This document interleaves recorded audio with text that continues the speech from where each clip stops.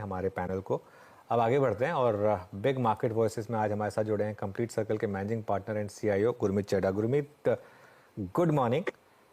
सबसे पहले शुरुआत करेंगे पॉलीकैब के साथ। आपका एक टॉप प्रेफर्ड आइडिया था और एक आपने लीप ऑफ फेथ लिया था जब ये बड़ी डिक्लाइन आई थी। उस लीप ऑफ फेथ को क्या मार्केट ने रिवॉर्ड किया है और क्या अब वापस ये ऑल टाइम हाई की तरफ जाने को तैयार है? अनुज, लीप ऑफ फेथ से ज्यादा I think market patience reward करता है और कहता है कि आप नीजक रिएक्शन मत देखिए।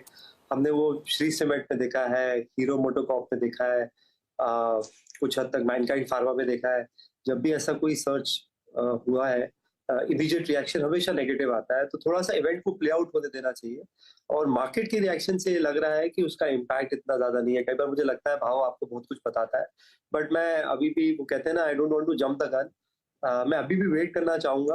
हमारे पोर्टफोलियो में अराउंड 3.5-4% का एक्सपोजर है। हमने मेंटेन किया, हमने रिएक्ट नहीं किया उस टाइम जब मार्केट में मूव आया था।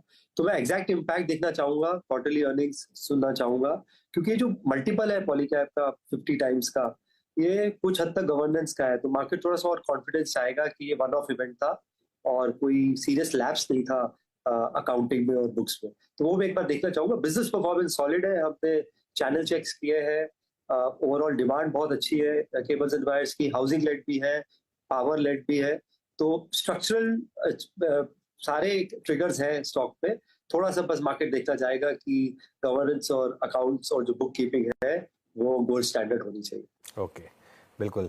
दूसरा स्टॉक जो मैं आपके साथ डिस्कस करना चाह रहा था, पता नहीं आपके पोर्टफोलियो में है या नहीं, लेकिन एक जैसे कहते हैं ना, एक रेनेसांस टाइप का मूव आया यहाँ पर, एक्साइड इंडस्ट्रीज।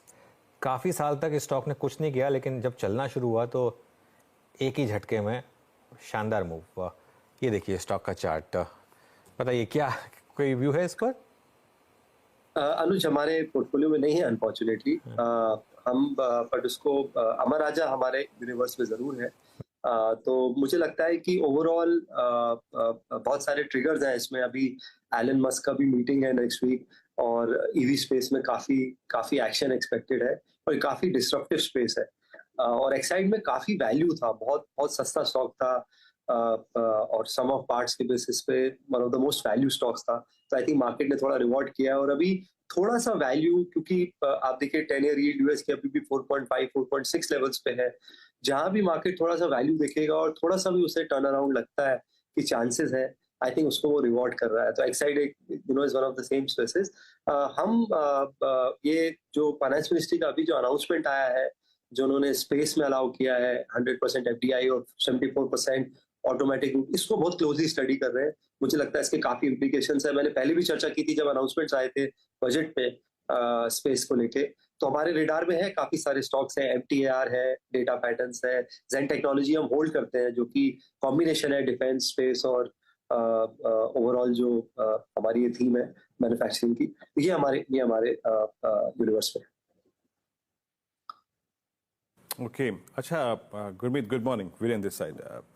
आईटी पे आप क्या कर रहे हैं? अब आप देखिए ना, निफ्टी आईटी ये एक वो इंडेक्स था, even I think in the best time Feb 2024 में इसने अपना जो हिस्टोरिकल हाई था दिसंबर 2021 का, उसको रीगेन नहीं किया।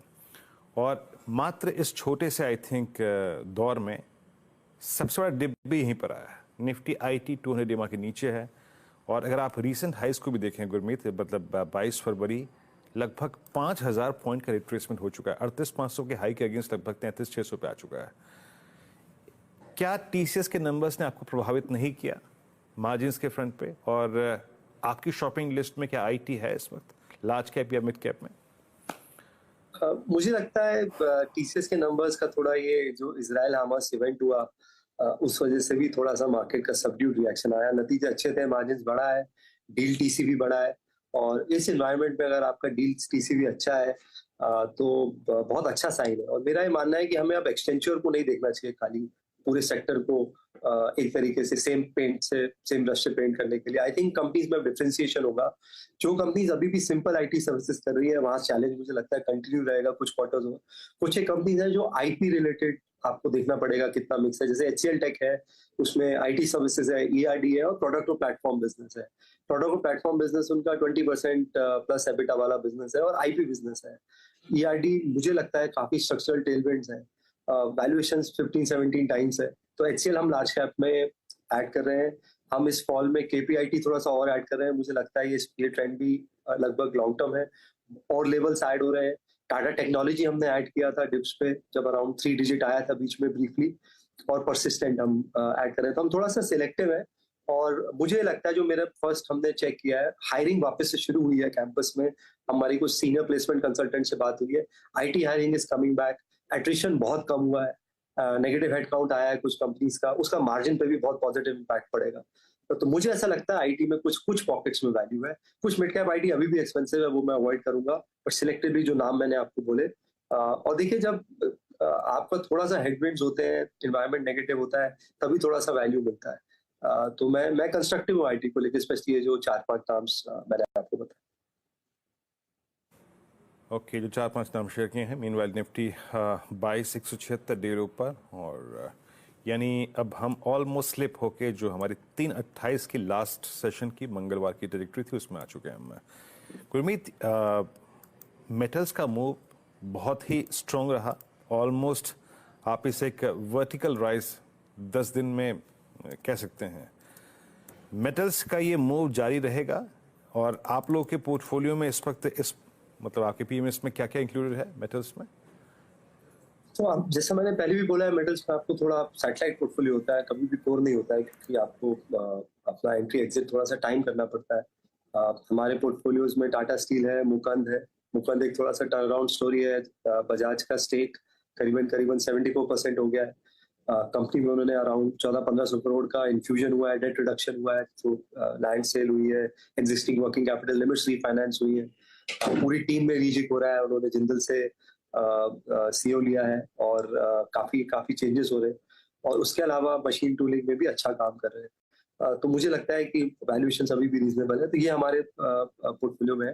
हिंदाल्को पे भी हमारी थोड़ी नजर है। मेरा ये मानना है कि इंडिया एक कैपेक्स साइकिल में है, एक लॉन्ग टर्म इन्वेस्टमेंट साइकिल में है।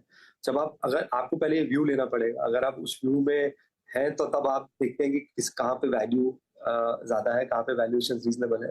तो हमारे इन्वेस्टमेंट्स मुकुंद और टाटा स्टील में है, रेडार में हिंदाल्को भी है, और JSW भी है।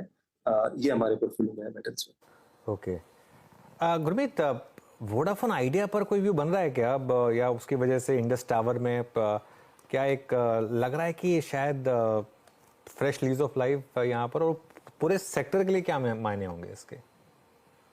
अनुज, मेरा मानना है कि कोई एंटिटी पे जो एक क्लाउड था कि गोइंग कंसर्न रहेगी नहीं, उसको जरूर एड्रेस करता है FPO, और कुछ अच्छे नाम से पार्टिसिपेट भी किया है। बट मेरा ये मानना है कि मैं बिजनेस परफॉर्मेंस को लेके इम्प्रेस नहीं हूँ। 5G अभी तक लॉन्च नहीं हुआ है। सब्सक्राइबर बेस जो कंबाइंड एंटिटी का था वो करीबन 22-23 करोड़ से कम हो गया है, 50% रह गया। अगर आपको मर्जर के टाइम 40 करोड़ से ऊपर सब्सक्राइबर थे, बेरली 21-22 करोड़ सब्सक्राइबर है, और आरपू जो है सबसे नीचे है।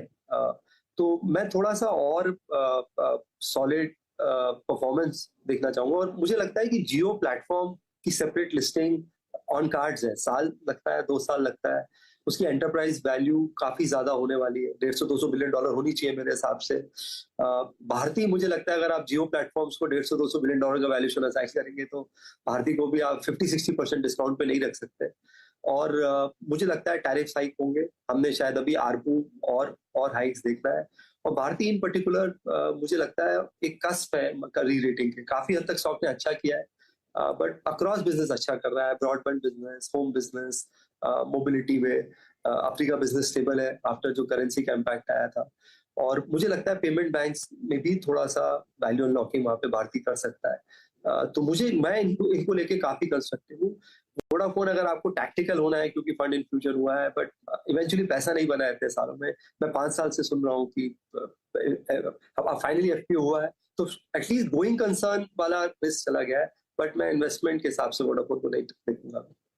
ओके, बिल्कुल इन्वेस्टमेंट के हिसाब से वोडाफोन का ये देखेंगे। अच्छा, एक और स्पेस जहां पर बहुत पैसा बना है, capital market related place, for example angel one, बहुत शानदार नंबर्स फिर से। क्या ये स्पेस फिर से पैसा बनाएगी, और एंजल पर आपका क्या व्यू है, एंजल वन पर? मैं काफी कंस्ट्रक्टिव हूँ अनुज, एंजल वन पे, मोतीलाल ओसवाल पे।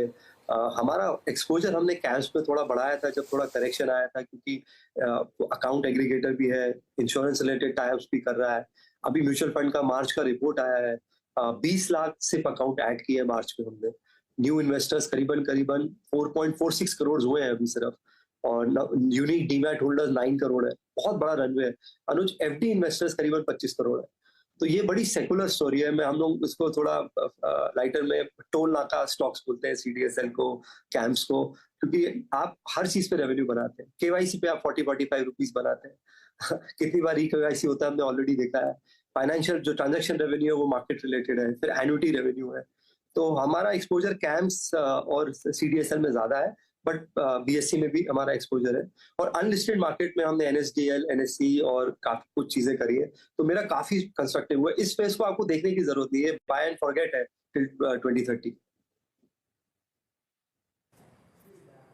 चलिए, अच्छा तो है, कुछ तो है कि जिसे हम खरीद के भूल सकते हैं। अच्छा, एक स्पेस और आपसे जिस पर राय लूँगा गुरमीत जी, जिसको एक बड़ा एडवांटेज लास्ट 1 महीने में मिला है, वो है गोल्ड फाइनेंस कंपनियां। अब गोल्ड के प्राइस जिस ट्रेजेक्ट्री में आ चुके हैं, आपको एक सब्सटेंशियल जंप में लगभग 10,000 रुपये का अंतर आ गया है एवरेज लास्ट 3 मंथ ट्रेजेक्ट्री से। आप लोगों ने क्या ऐड किया है गोल्ड फाइनेंस कंपनियों में या फिर एनबीएफसीज में? हम थोड़ा सा इसमें काउंटर सिक्लिकल व्यू ले रहे हैं। हम जो एनबीएफसीज में थोड़ा स्ट्रेस आया, जो आरबीआई के एक्शंस हुए, और हमें थोड़ा वैल्यूएशन कम पर लगता है, तो हमने बजाज फाइनेंस में एक्सपोजर बढ़ाया है। एक हमने छोटी एनबीएफसी ऐड करी है पोर्टफोलियो में, यूग्रो, क्योंकि मेजॉरिटी एमएसएमई में फोकस्ड है। वो 12 to 18% यील्ड पे काम करते हैं, 50-60% बुक सिक्योर्ड है। इस वजह से उनका क्रेडिट कॉस्ट हमेशा 2% के नीचे रहता है। अभी प्रेफरेंशियल इशू भी कर रहे हैं, कैपिटल रेज भी हो रहा है, और 1.5 बुक वैल्यू पे है। इस साल 125 करोड़ के आसपास का मुझे लगता है पैट करेंगे। तो अगर आप मार्केट के हिसाब से देखेंगे तो 18-19 टाइम्स अर्निंग्स पे है, तो निश पे है। हमने क्रेडिट एक्सेस ग्रामीण थोड़ा सा ऐड किया करेक्शन में। हमें लगता है कि कुछ माइक्रो फाइनेंस कंपनीज बहुत अच्छा करेगी, क्योंकि वो उसमें स्ट्रक्चरल लीवर्स है, रिस्क अंडरराइटिंग बहुत अच्छी है, और क्रेडिट एक्सेस ग्रामीण सबसे बड़ी कंपनी है इस स्पेस में। और थोड़ा सा चोला में भी एक्सपोजर हम देख रहे हैं। तो मुझे लगता है कि एक बार जब लिक्विडिटी ईज होगी, इंटरेस्ट रेट साइकिल रिवर्स होगी, हो सकता है 1 क्वार्टर और लगे, थोड़ा सा आपको शायद साइकिल में अर्ली आना पड़े। मुझे लगता है फाइनेंशियल्स में वो आउट परफॉर्म करेंगी जो वेल रन एनबीएफसी में। तो यहाँ पे हमने ऐड किया। होम फर्स्ट में हम ऑलरेडी काफी टाइम से हमारा निवेश है। ओके, चलिए, तो ये इस समय आपके लिए गुरमीत चड्ढा के व्यूज़। गुरमीत जी, बहुत बहुत शुक्रिया आज हमारे साथ जुड़ने के लिए और हमसे बात करने के लिए।